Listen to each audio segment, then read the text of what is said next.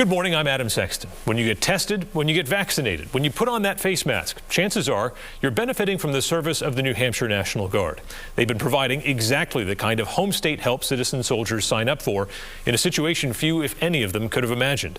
Here this morning to help us understand more about that ongoing effort and how it works is Major General David Michaelides. General, thanks for coming on the program. Thanks, Adam. Thanks for having me on. Let's get a sense to begin with about the scope of this mission. How many of your troops are activated, and what are some of the many different kind of jobs they're doing on a daily basis?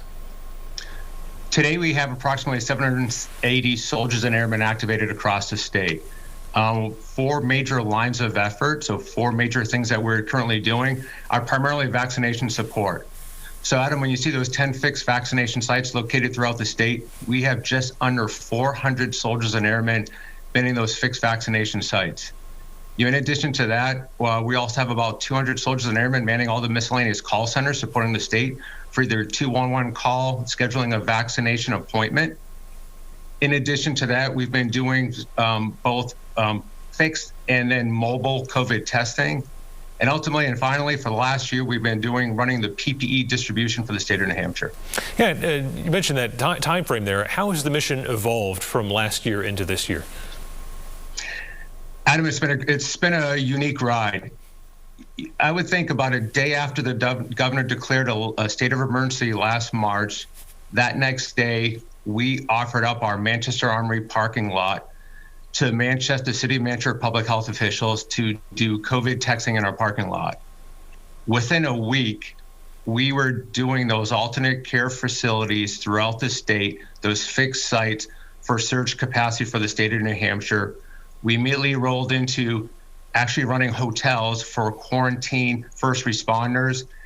It evolved into PPE distribution, food bank support, COVID testing, and a year later, we're still at it with the highest number of soldiers ever activated in our state for the longest duration.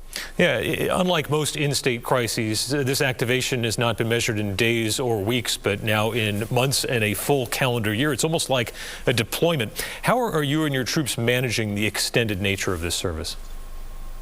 Initially, we started off as a voluntary sort of activations where we just announced to our soldiers and airmen, initially the first 2 to 3, 4 months, whoever wants, if you have the appropriate skill set, would you like to volunteer? We'll take you on and we'll put you in plug and play. About 6 or 8 months into it, we realized the demands or needs of the state were so substantial that we had to do an involuntary activation where we just started making calls to complete units.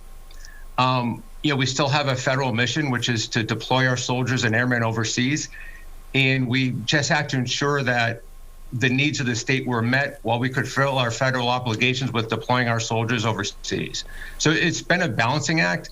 To be honest with you, the soldiers and airmen it's a true testament to their service. We couldn't have done this without the employers and their family support. 70% of our soldiers and airmen are part-time. And to get the ability to either take a semester off of college, to leave an employer for 6 or 8 months, to help employer support and family support has been invaluable to our success.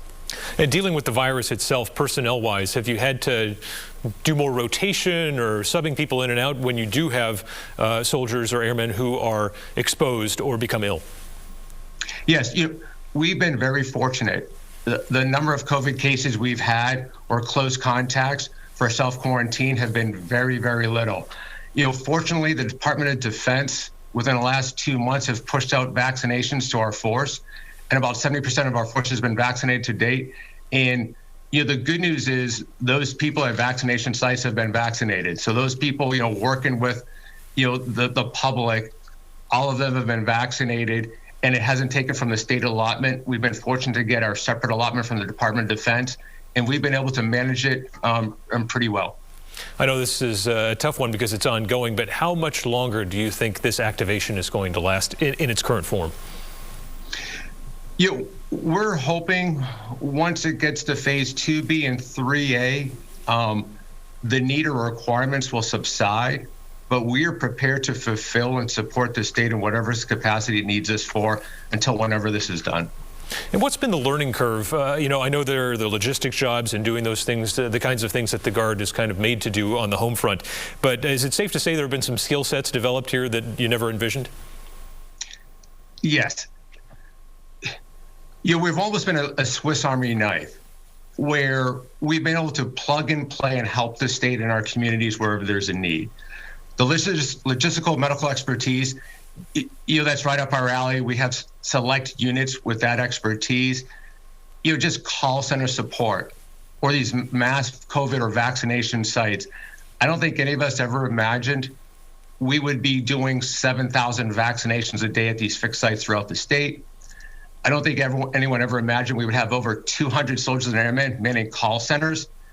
You know, the nice thing with that is the empathy and those military values to just show care and compassion for that senior who may be calling to schedule an appointment. You know, that transcends our organization. So we've been fortunate to be able to pick up the slack on some of those missions. And then some of them have just been, you know, just so complete and diverse. You know, it's been a surprise to us. I know there were concerns last year about covering the costs of deployment under, I believe, Title 32. Washington was saying it went from 100% down to 75%.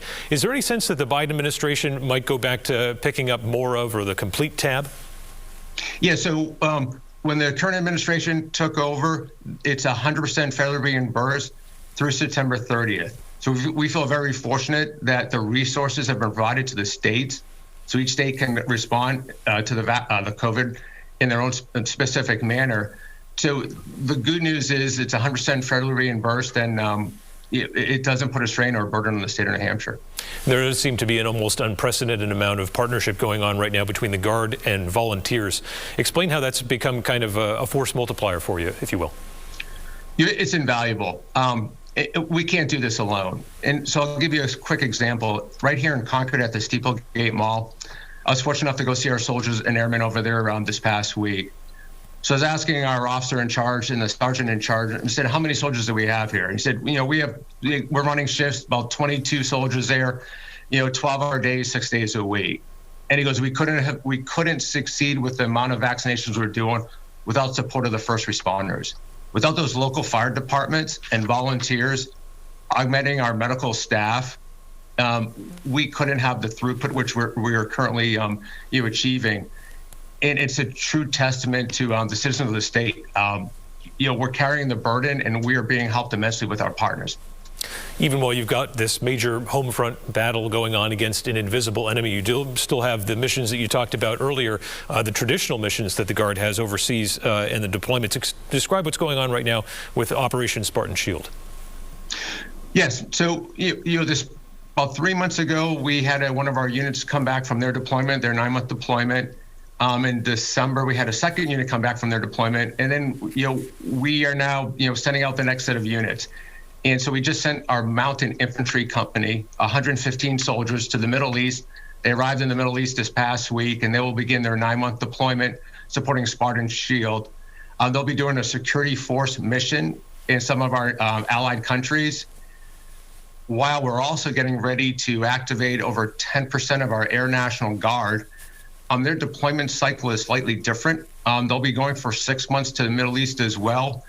They just don't go en masse. It's a sort of rotational deployment schedule where we might send a dozen this week, then a dozen the following week.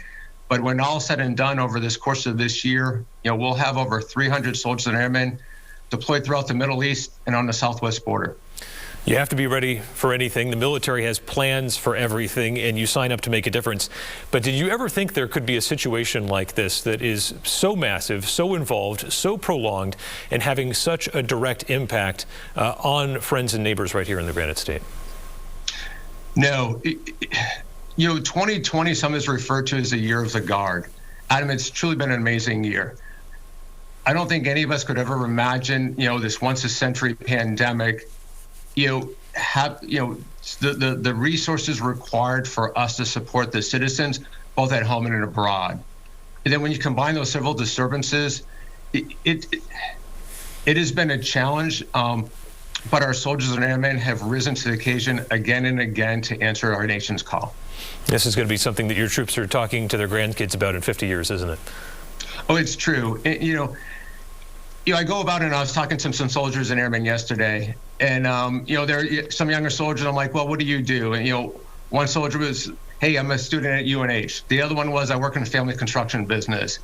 They asked me, and they're like, sir, how long have you been in? And it sort of took me aback, and I had to realize, wow, I'm like, I've been over 30 years. And selfless service to others, Adam, is a true testament to military service. It stands the test of time. We're here just to help and serve others. And I think these soldiers will look back and realize that I made a difference. My service mattered during when my nation and my state and my community needed me. I was called upon and I made a difference. And to the extent that we can speak for anybody, we say thank you. We get so many emails coming into us talking about what a great job the Guard is doing. I'm sure you see a lot of those as well. So thank you for your service, General, and thank you also for being on Close Up today. We appreciate it. No, thank you. Thank you for your time, and I appreciate it.